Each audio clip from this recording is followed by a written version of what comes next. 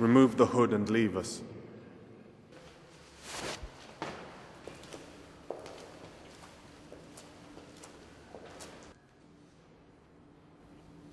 Drink the water. I want you clear-headed.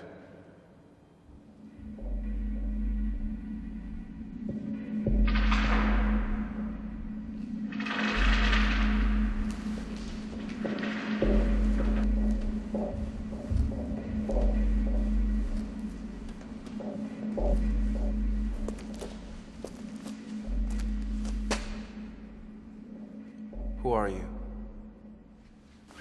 I'm Agent Chang. I work for a high-level multinational security company.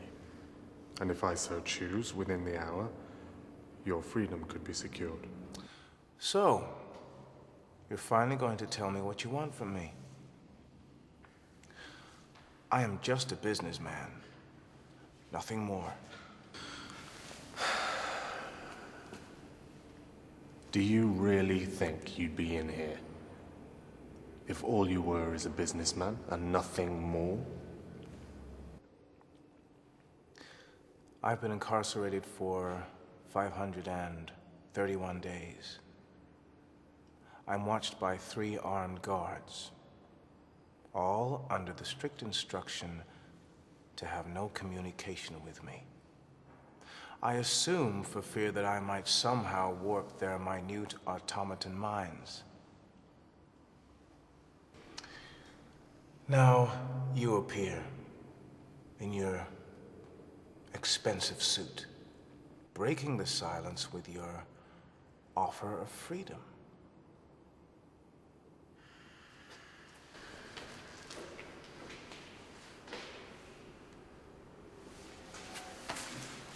What exactly is your point? You must be all alone in this world, Mr. Chang. Regardless of what I'm sure has been your meteoric rise to power, it's still a lonely place up top. No room for a wife, a kid, or anything closer to you than your childhood blankie. I mean, you never know when you're gonna come up against some sociopath with a god complex who would be only too happy to make the call that would see you rocking in a small padded room, having come home to your slaughtered family, placed in all manner of sick positions.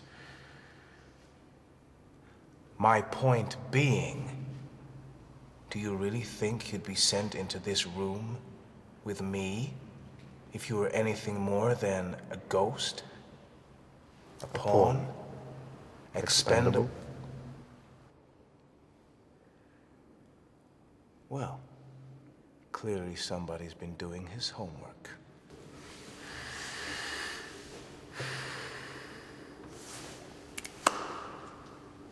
Now, would you like to hear my proposal, or would you like to go back to your cell? Well, perhaps this time I could furnish you with a few creature comforts. Let's say, a belt. Or some bootlaces.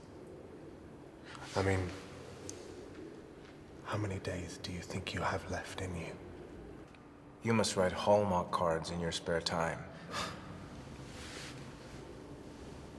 Okay. Let's see what you're bringing to the table.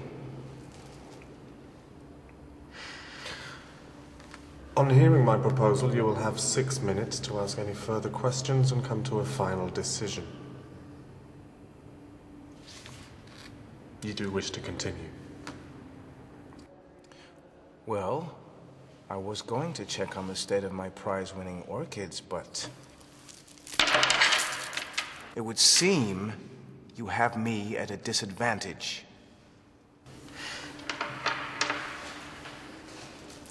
One of the responsibilities of my agency is to ascertain potential threats to international security. One nation's student backpacker is another nation's security threat.